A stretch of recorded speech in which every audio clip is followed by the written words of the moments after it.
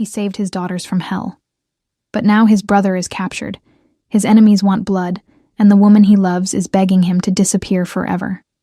Dante Kwan has 72 hours to make an impossible choice. Surrender and die, or fight and risk losing everyone. This is part 3, the final battle, and only one side walks away alive. Let's finish this. Dante stood in the safe house's operations room, surrounded by maps, weapons, and the faces of men who'd followed him into hell before.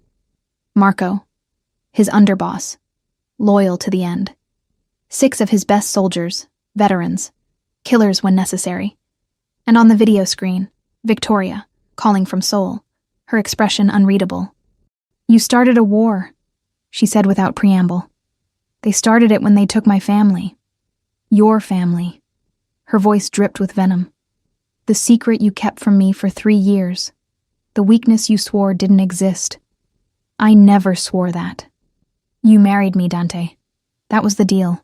Your empire for their safety. And now you've broken everything by exposing them. Every rival family knows about the translator and her children now. They know you have a weakness. And they'll exploit it until you're dead. Then I'll make sure I'm not the one who dies." Victoria leaned forward, her eyes cold. "The Chen family is withdrawing support. My father says you're a liability, unstable, compromised. They're giving you 48 hours to return to Seoul and fix this, or they're cutting ties completely." "Good. I don't need them." "You need someone. The Serpent Clan has your brother. They've put a bounty on your head, $5 million. Every mercenary, every desperate gangster, every 2-bit criminal in Busan is hunting you right now. You can't fight them all. Watch me." Marco cleared his throat. "Boss, she's not wrong. We've got maybe 20 men we can trust completely. The Serpent Clan has over 100, plus whatever reinforcements the bounty brings. Then we don't fight fair." Dante turned to the maps spread across the table. "The Serpent Clan's headquarters, the fish factory. That's where they're holding my brother?" "Intel confirms it," Marco said. "But it's a fortress. After your rescue operation yesterday, they've tripled security, guards on every entrance, snipers on the roof. No way in without a full-scale assault. So we give them one." Everyone in the room went quiet. Victoria's voice came through the speaker, sharp with disbelief. "You're insane. A direct assault on a fortified position with 100 armed men? That's suicide." "No, it's a distraction." Dante's finger traced a line on the map. "We hit them from the front. Loud, aggressive. Make them think we're trying to storm the building, while they're focused on the main force. You go in the back," Marco finished, understanding dawning. "Like yesterday. Exactly like yesterday. Only this time I'm not rescuing hostages. I'm ending this." "By ending, you mean?"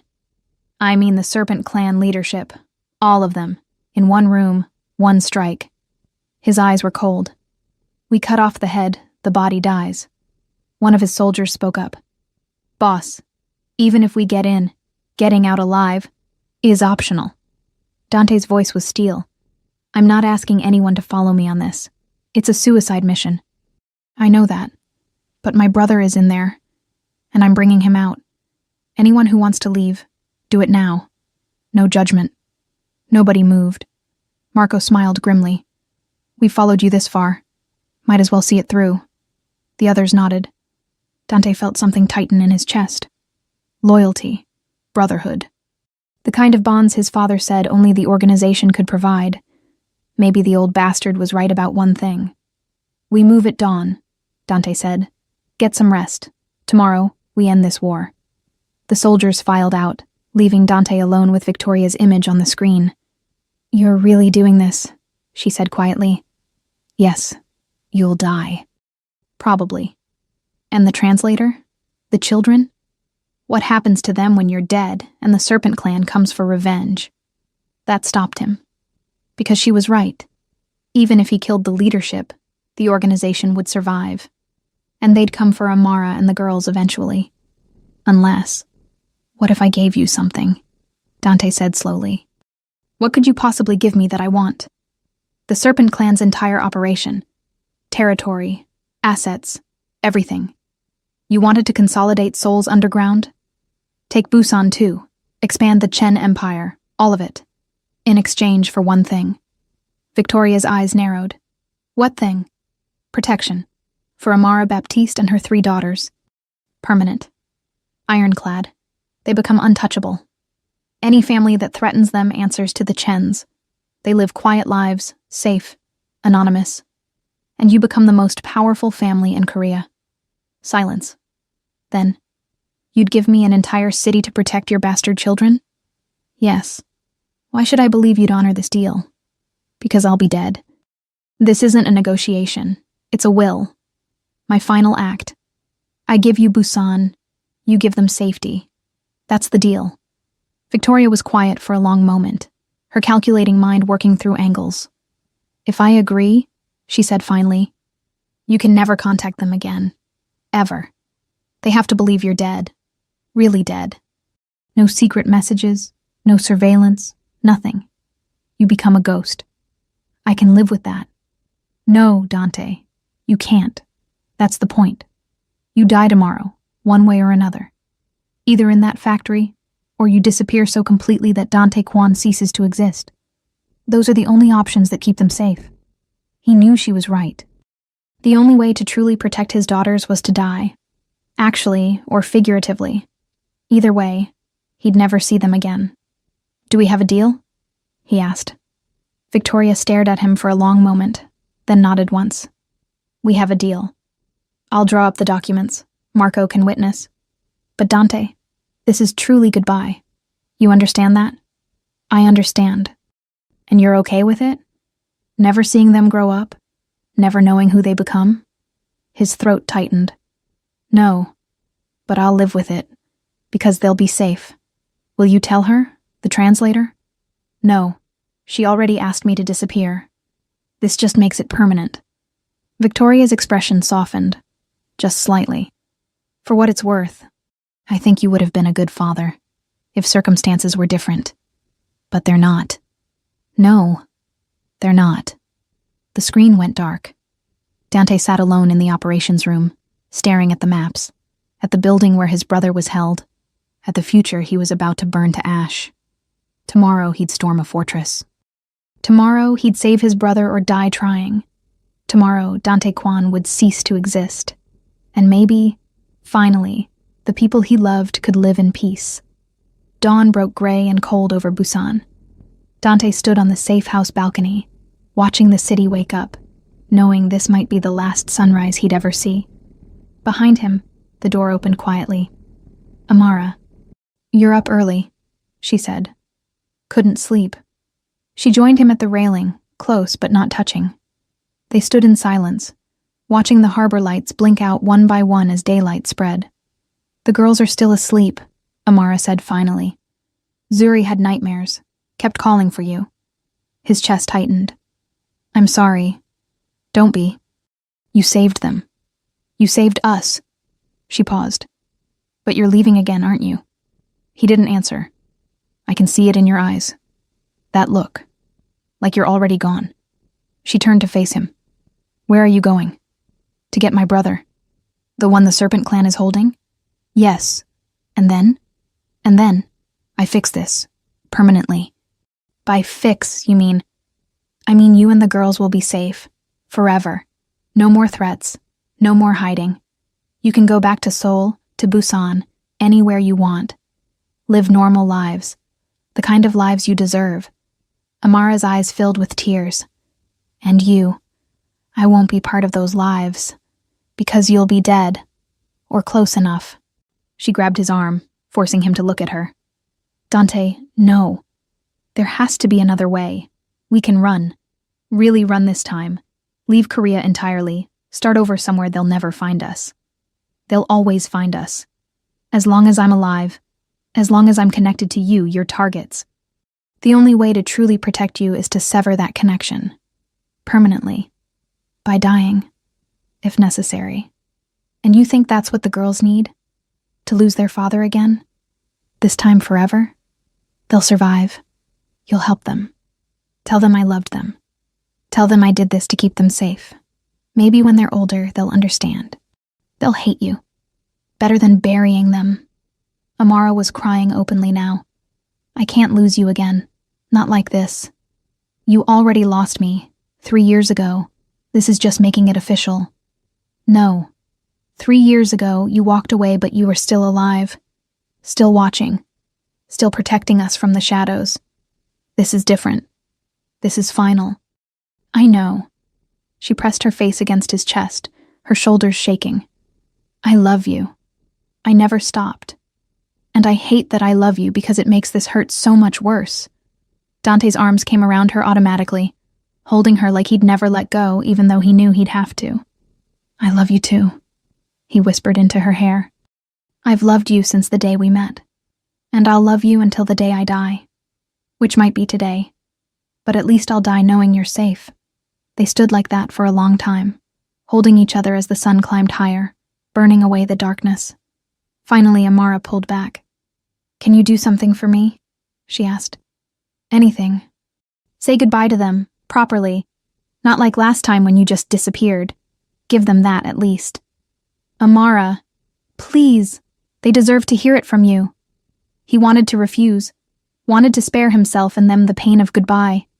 But she was right. They deserved better than a ghost.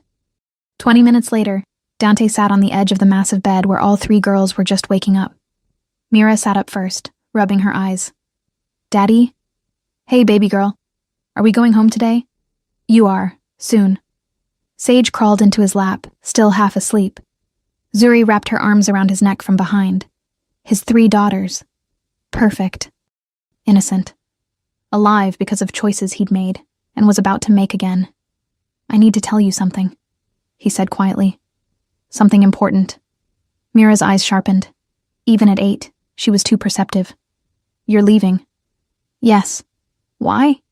Zuri's voice was small. Don't you love us? I love you more than anything in the world. That's why I have to go. That doesn't make sense, Sage said, her logical mind struggling with the contradiction. I know it doesn't. But sometimes the people who love you have to leave to keep you safe. Like how mom sends you to school even though she misses you, or how doctors give you shots even though it hurts. It's hard, but it's for your protection. But you just found us, Mira protested. We just got to know you. You can't leave again. I have to. There are bad people who want to hurt me, and if I stay close to you, they'll hurt you to get to me. I can't let that happen. Tears streamed down Zuri's face. Can't we just hide, like yesterday? No, Angel. Hiding only works for a little while. Eventually they find you. The only way to keep you really safe is for me to go far away, so far that they forget about you, so you can be normal little girls again. I don't want to be normal, Mira said fiercely. I want you. Dante's vision blurred. And I want you, all 3 of you. I want to watch you grow up, go to school, make friends, have your first crushes, graduate, get married, have families of your own. I want all of it. His voice cracked. But I can't have it, because wanting it puts you in danger. So I'm choosing your safety over my happiness. And I'd make that choice every single time. Sage looked up at him with those serious eyes. Will we ever see you again? He wanted to lie, wanted to give them hope, but they deserved the truth. No, baby, you won't. So this is really goodbye? Mira asked. Forever? Yes. All 3 girls started crying. Dante pulled them close, holding them as tight as he dared, memorizing the weight of them, the smell of their hair, the sound of their breathing. His daughters. For the last time. I need you to promise me something, he said through his own tears. Promise me you'll take care of each other, that you'll be kind and brave and strong, that you'll make the most of the life I'm giving you. We promise, Mira whispered, and promise me you won't hate me, or yourselves. This isn't your fault. None of it. You're perfect, all 3 of you. Never forget that. They nodded against his chest. I love you, he said. More than power, more than empire, more than my own life. You 3 are the best thing I ever made, and I'm so proud to be your father. We love you too, Daddy. Zuri sobbed. They stayed like that until Amara gently touched his shoulder. It's time, she said quietly. Dante kissed each girl on the forehead, Mira, Sage, Zuri, then stood. He walked to the door without looking back. Because if he looked back, he'd never leave. And they'd never be safe. In the hallway, he let himself break.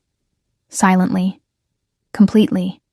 Then he pulled himself together, wiped his eyes, and headed downstairs, where his men were waiting, where weapons and vehicles and a suicide mission awaited. The last act of Dante Quan. The fish factory loomed against the morning sky like a monument to violence. Dante sat in the lead SUV, watching through binoculars as guards patrolled the perimeter. 12 visible, probably twice that many inside. Marco's voice crackled through the comm. Team 1 in position, south entrance, ready on your signal. Team 2 ready. West side, another voice confirmed. Dante keyed his own mic. Team 3 ready, north drainage tunnel. Remember, we go loud, we go fast, and we don't stop until the objective is secured. My brother gets out alive, that's the priority. Everything else is secondary. Copy that, boss. He checked his weapons one final time. 2 handguns. Extra magazines. Combat knife. Flashbangs. Everything he'd need for close quarters hell. This was it. The final mission. All teams, he said quietly. It's been an honor serving with you. Whatever happens today. Thank you. For your loyalty. Your brotherhood. Everything. Silence on the comms. Then Marco. The honor was ours, boss. Let's go get your brother. On my mark. 3, 2, 1. Execute. Explosions rocked the south entrance. Team 1 stormed in with overwhelming firepower, automatic weapons blazing, flashbangs lighting up the building, smoke grenades creating chaos. The Serpent Clan responded exactly as predicted. Every guard converging on the breach, leadership screaming orders, complete pandemonium. While they were distracted, Dante and 3 of his best men slipped into the north drainage tunnel. Dark, narrow, smelling of rot and salt water. Perfect. They moved fast and silent, night vision turning the blackness green. The tunnel opened into the factory basement exactly where Marco's intel said it would. Empty. For now. Dante signaled his team. Hand gestures only. No comms. Complete radio silence. Up the stairs. Carefully.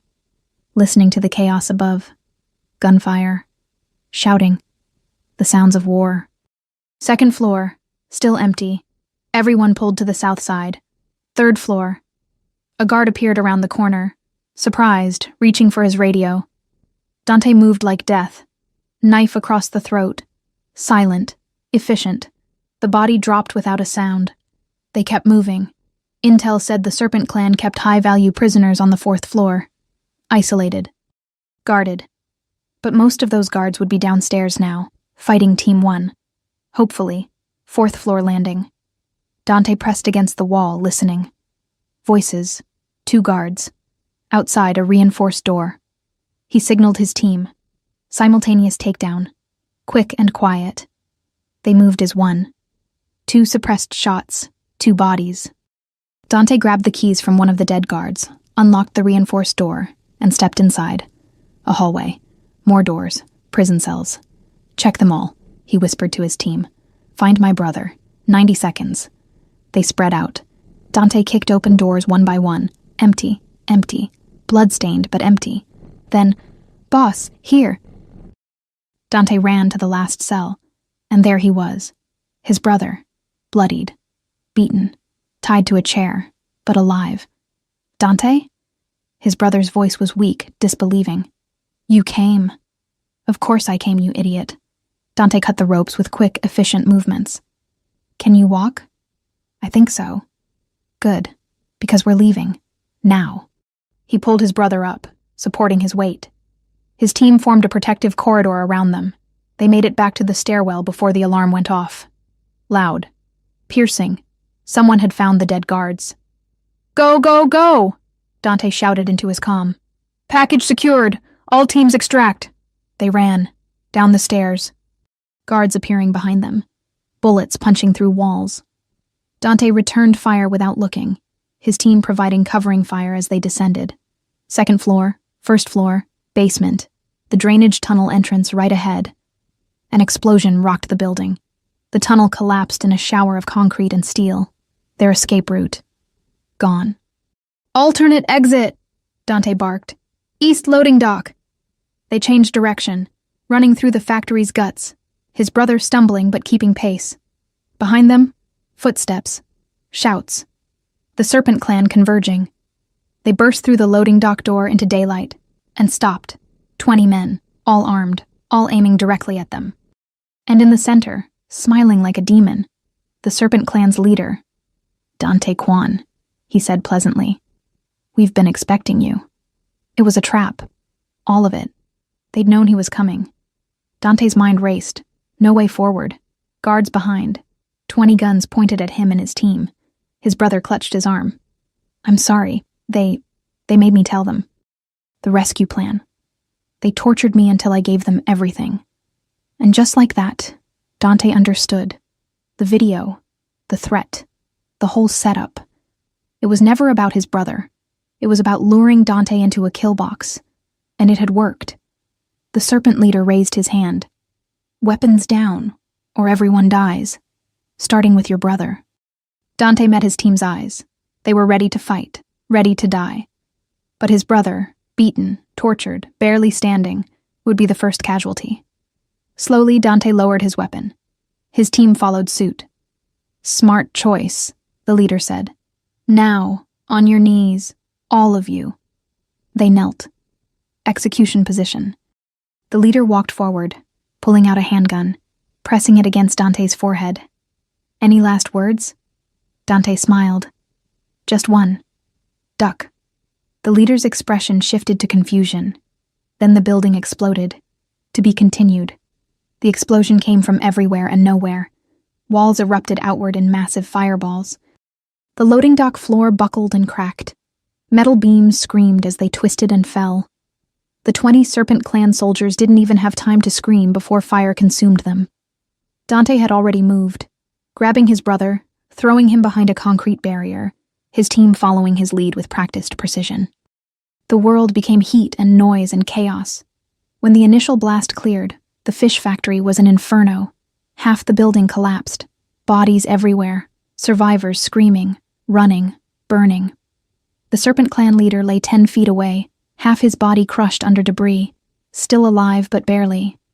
Dante stood, helped his brother up, checked his team. 2 injured but mobile.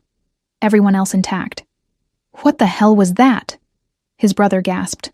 "Insurance," Dante said. "Marco, report." Marco's voice crackled through the damaged comm. "Charges were planted perfectly, boss. Thermal detonators in the building's support columns. I waited until you gave the signal. Duck wasn't exactly subtle. You're alive, aren't you?" "Fair point." Dante walked over to the Serpent Clan leader, knelt beside the dying man. You destroyed everything." The leader wheezed, blood bubbling from his lips. "That was the point. Your organization, your power, your threat to my family. All of it. Ashes." Dante leaned closer. "You made one mistake. You thought taking my brother would break me. Instead, it just reminded me what I'm willing to burn down to protect the people I love. The other families will come for you. Let them. I'll be ready." The leader's eyes went vacant. Dead. Dante stood, surveying the burning ruins of the Serpent Clan's headquarters. Around him, sirens wailed. Police. Fire department. Too late to matter. "We need to move," Marco said, appearing through the smoke with the rest of Team 1. "Authorities will be here in minutes." The other teams? Everyone made it out. Some injuries. No fatalities on our side. Miracle. Or maybe just excellent planning and a willingness to blow everything to hell. They loaded into the waiting SUVs and vanished into Busan's morning traffic before the first police car arrived. Behind them, the fish factory burned like a funeral pyre. The Serpent Clan's empire. Reduced to ash in a single morning. 2 hours later, Dante sat in the safe house's medical room while a doctor patched up his brother's wounds. "You're an idiot," his brother said, wincing as the doctor cleaned a gash on his forehead. "You could have died. So could you. I'm not the one with a wife, an empire, and 3 secret daughters depending on me." Dante's expression darkened. The daughters aren't secret anymore, and the wife. That's complicated. Everything about your life is complicated. Fair. His brother grabbed his hand. Thank you. For coming. For risking everything. I know what it cost you. You're my brother. There was never a question. Still, thank you. They sat in comfortable silence while the doctor finished his work. Then Marco appeared in the doorway. Boss, Victoria's calling. She says it's urgent. Dante stepped into the hallway, took the phone. I saw the news, Victoria said without preamble. The fish factory, the explosion. Very subtle. I got my brother back. And started a war with every criminal organization in Korea. Congratulations. The Serpent Clan is finished. Their leadership is dead. Their territory is up for grabs. I'm offering it to you, remember? That was the deal. The deal was, you disappear after this, completely. You become a ghost. I will. When? Soon. I need to make sure my brother is safe. That Amara and the girls are settled. That... Dante. Victoria's voice softened, just slightly. You can't keep delaying. The longer you stay connected to them, the more danger they're in. You know this. She was right. Again. I know. There's a private plane waiting at Gimpo Airport, Seoul. Tomorrow at midnight. Be on it. Alone. It'll take you somewhere they'll never find you. New identity. New life. Complete severance from everything and everyone you've ever known. And if I don't get on the plane, then our deal is void, and I can't protect them. Simple as that. Dante closed his eyes. Okay. Okay, you'll be there? Yes. Good. And Dante? I actually mean this. I hope you find peace. Wherever you end up. You deserve that much. She hung up. Dante stood in the empty hallway, phone in hand, feeling the walls close in. 24 hours. That's all he had left. One more day to exist as Dante Kwan. Then he'd become nobody. Forever. That night, Dante sat with Amara on the safe house balcony one final time. The girls are asleep, she said quietly. Finally. They cried for hours after you left this morning. I'm sorry. Stop apologizing. You did what you had to do. Your brother is safe. The people who threatened us are dead. You kept your promise. At what cost? The only cost that matters. Survival. She looked at him. When do you leave? Tomorrow night. Forever? Yes. Amara nodded slowly. Where will you go? I don't know. Somewhere far. Somewhere they can't find me. Will you be safe? That's the idea. She took his hand, threading her fingers through his. I hate this. I hate that loving you means losing you. I hate that our daughters will grow up without their father. I hate all of it. Me too. But I understand why.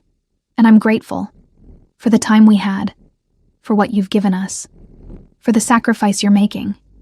Tears slid down her cheeks. You're a good man, Dante Kwan. Despite everything.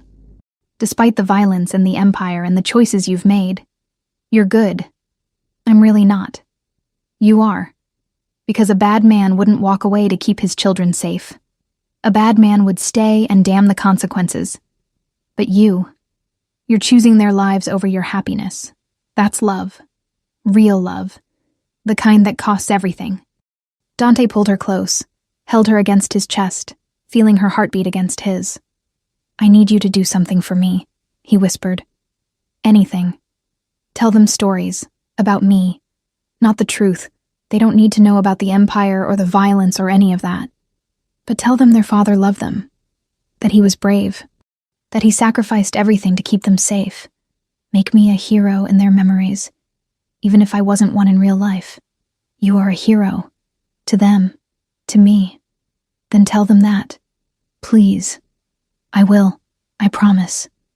They sat like that until the sun began to rise, holding each other, memorizing the feeling, knowing it was the last time. When dawn finally broke, Amara kissed him.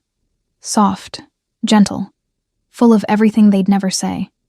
Then she stood and walked inside, without looking back, because looking back would break them both. 23 hours until the plane. Dante spent the day tying up loose ends. He signed documents transferring Serpent Clan territory to Victoria's family.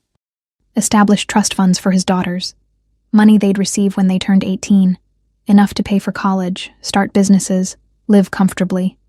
Wrote letters he'd never send, made arrangements he hoped would never be necessary, and tried not to think about 3 little girls who wouldn't understand why Daddy was leaving again. At 6 p.m., there was a knock on his door. Mira stood there, alone, her expression serious. "Can we talk?" she asked. Dante's heart clenched. "Of course, sweetheart. Come in." She walked into his room, climbed onto the chair by the window, and stared at him with those 2 old eyes. "You're leaving tonight," she said. "Not a question. How did you know?" "I heard Mom crying, and I saw you packing." She gestured at the small bag on his bed. "You're not coming back, are you?" Lying to an 8-year-old felt wrong, but so did crushing her with the truth. "No, baby. I'm not."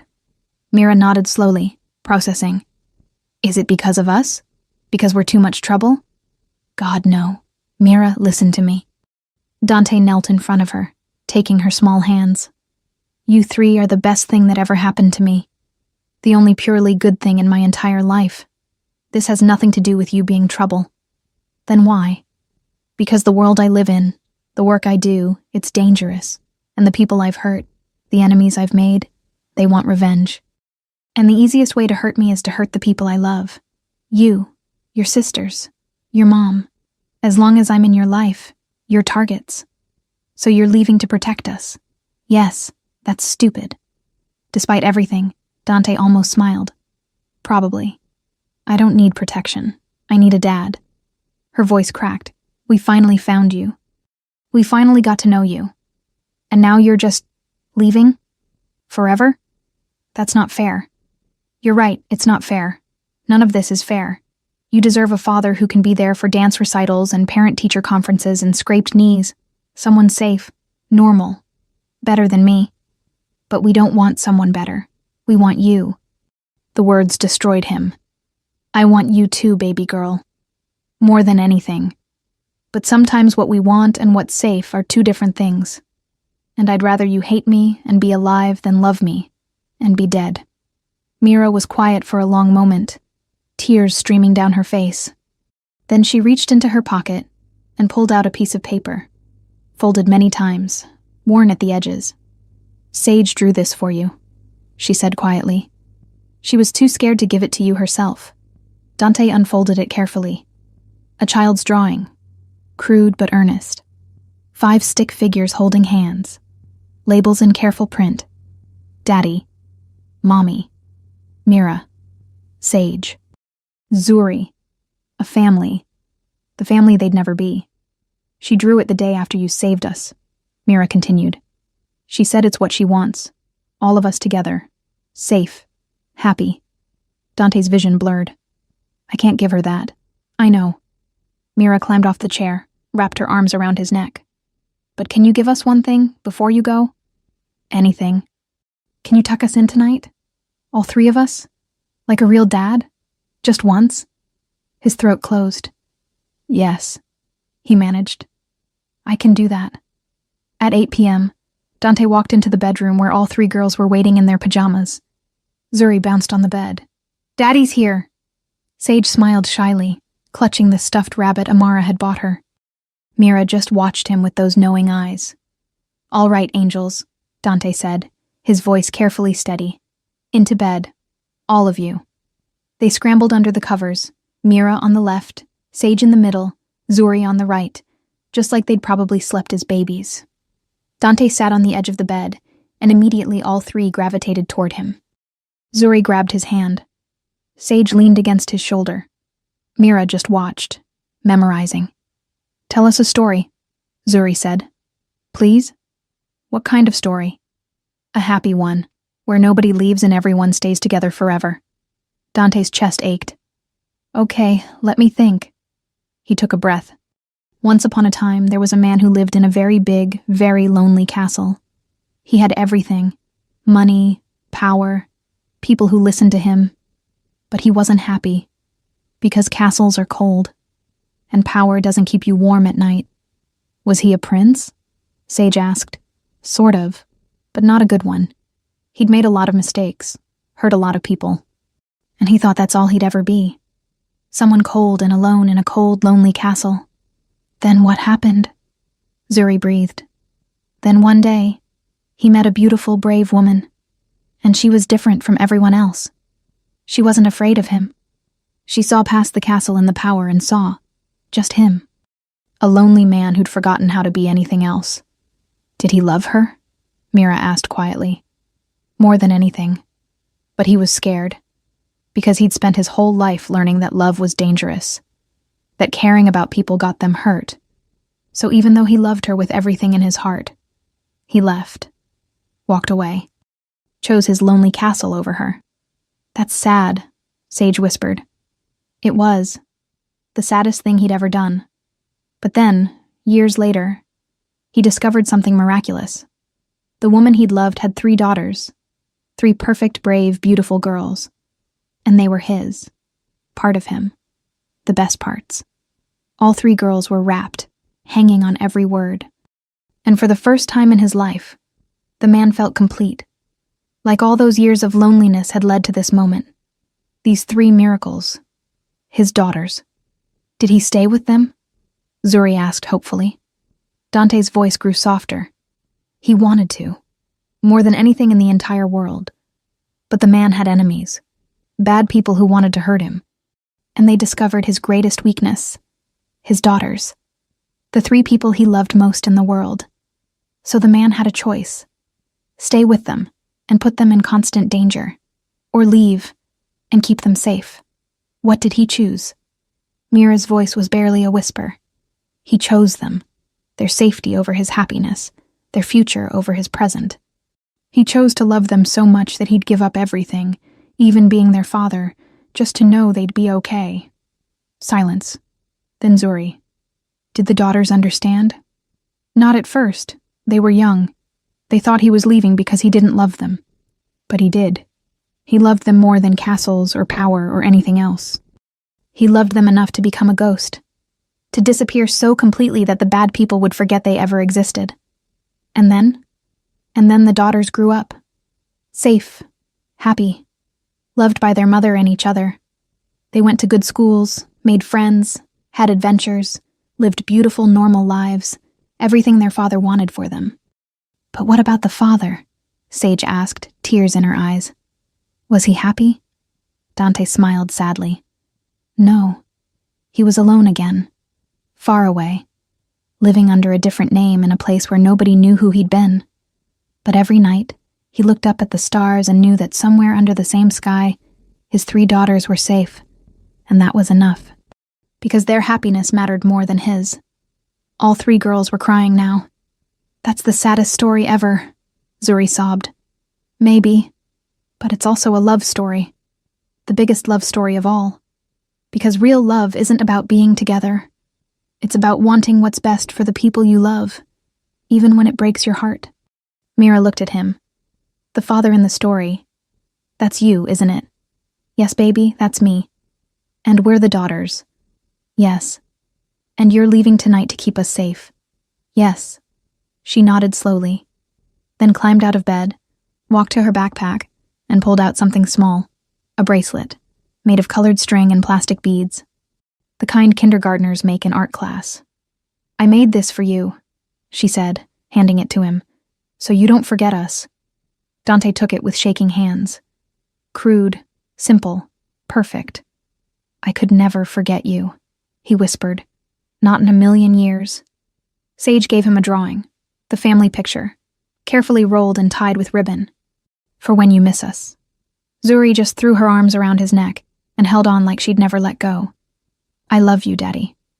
I love you too, Angel. All of you. Always. He tucked them in, one by one, kissed their foreheads, whispered goodnight, and walked out of the room for the last time. In the hallway, Amara was waiting, tears streaming down her face. That was beautiful, she whispered. It was torture. I know. But they'll remember it, forever. The story of the father who loved them enough to leave. Dante nodded, unable to speak.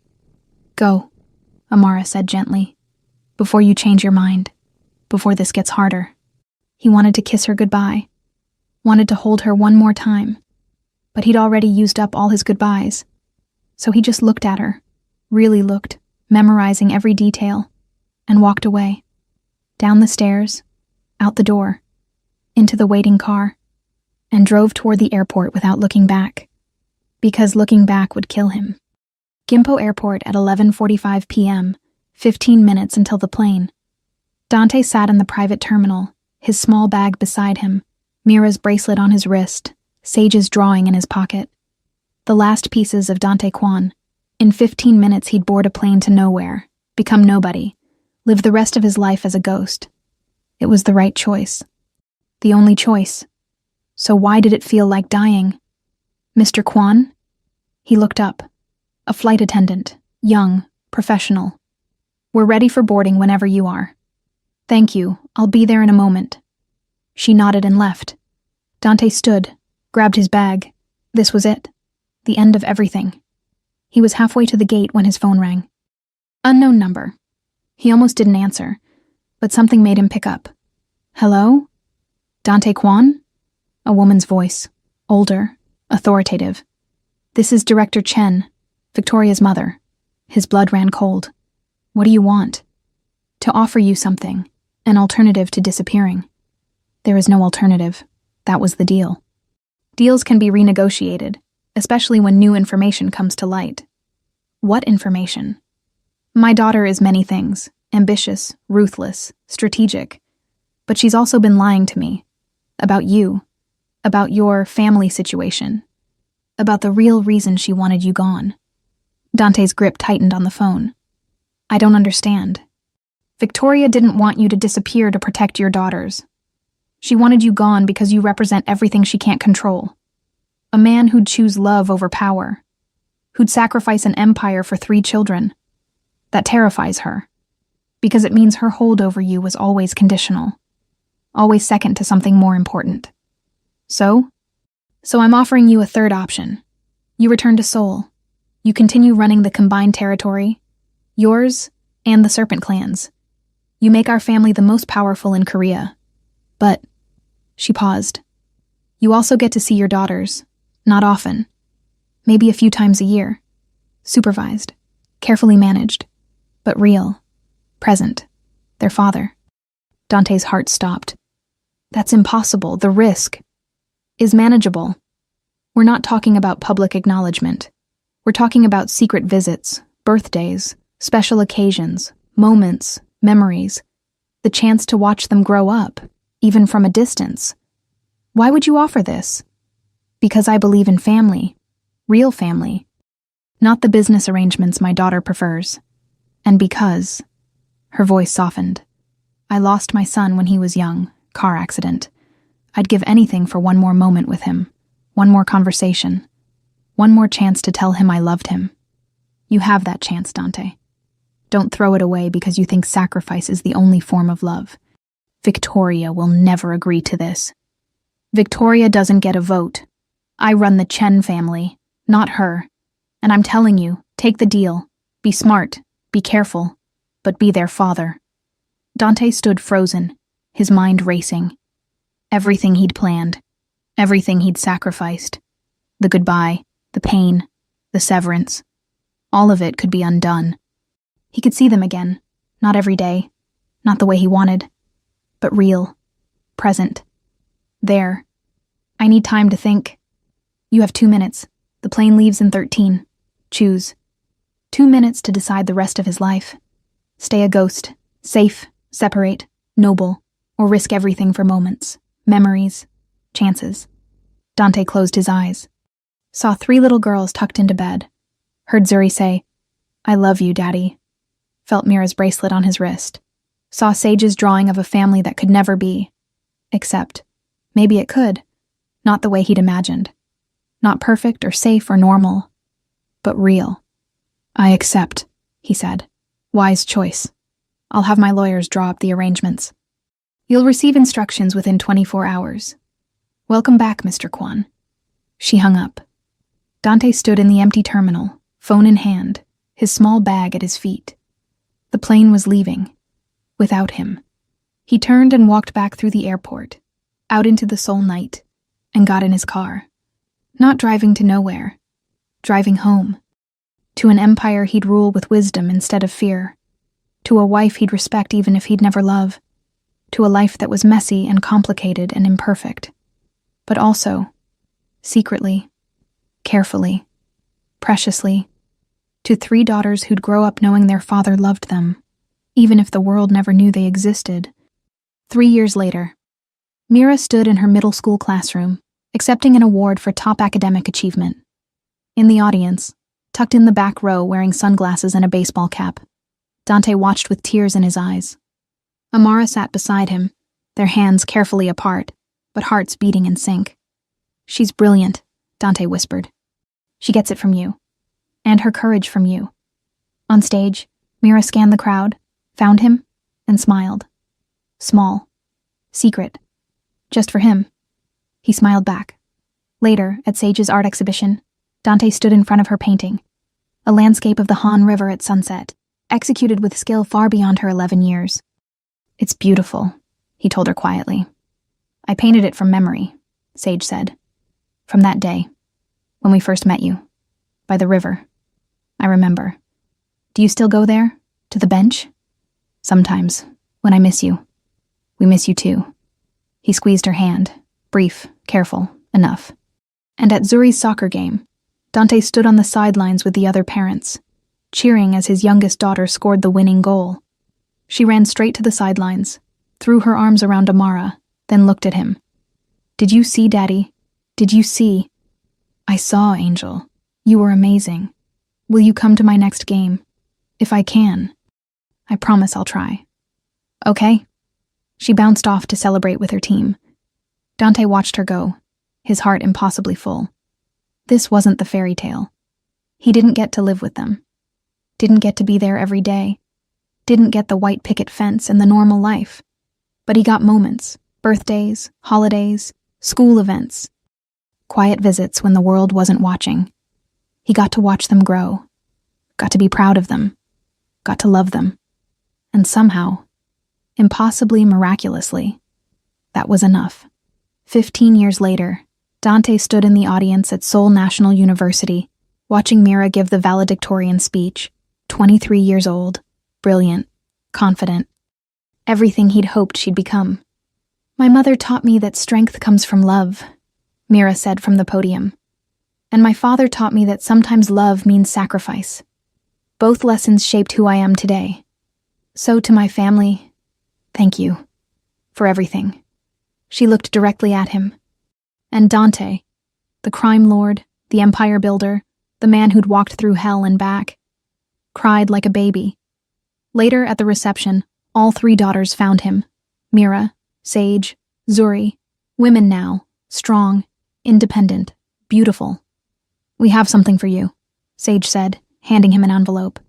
Inside, 3 letters, one from each daughter. "Dad, we know you think we don't understand, that we're too young to grasp why you had to stay away, why you couldn't be a normal father. But we do understand. We've always understood. You chose our safety over your happiness. You built an empire to protect us. You became someone you hated so we could be someone we loved. That's not failure. That's heroism. We don't need a fairy tale father. We need you, exactly as you are. Scars and empire and impossible choices included. We love you. Always have. Always will." Your daughters Mira, Sage, and Zuri Dante read it 3 times, tears streaming down his face. "We wrote it together," Zuri said, "so you'd know." "Know what?" "That you didn't fail us. You saved us. In every way that matters." Amara appeared beside him, older now but still beautiful, still the woman who'd changed everything. "They're right, you know," she said quietly. "You gave us the greatest gift. Not a perfect life, but a safe one, a real one, and you were always there. Even when you couldn't be seen. We felt you. Always." Dante looked at his family, his daughters, his Amara, the life he'd fought so hard to protect, and realized something profound. Fairy tales don't have to be perfect. They just have to be true.